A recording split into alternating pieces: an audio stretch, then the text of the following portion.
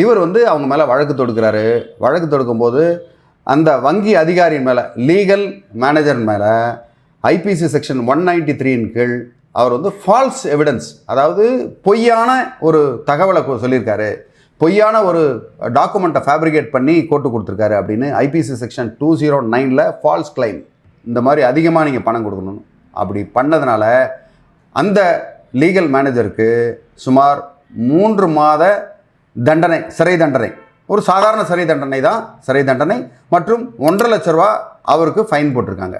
Okay, so ஒரு சாதாரண ஒரு நபரால் கண்டிப்பாக இந்த மாதிரி பேங்க் மேனேஜர் மேலே ஒரு வழக்கு தொடுத்து, அதுவும் கிரிமினல் வழக்கு தொடுத்து இந்த மாதிரி தவறாக டாக்குமெண்ட் கொடுத்தாங்க. அதனால் எந்த ஒரு நபரும் இந்த மாதிரி அதிகமான வட்டி சார்ஜ் பண்ணுறது, அதிகமான அதர் எக்ஸ்பென்சஸ் வந்து எனக்கு வேணும்னு சொல்லி கேட்டால், போலி ஆவணங்களை வந்து சப்மிட் பண்ணாங்கன்ற அந்த குற்றத்திற்காக இவங்களுக்கு வந்து சிறை தண்டனை கண்டிப்பாக வாங்கி தர முடியும்.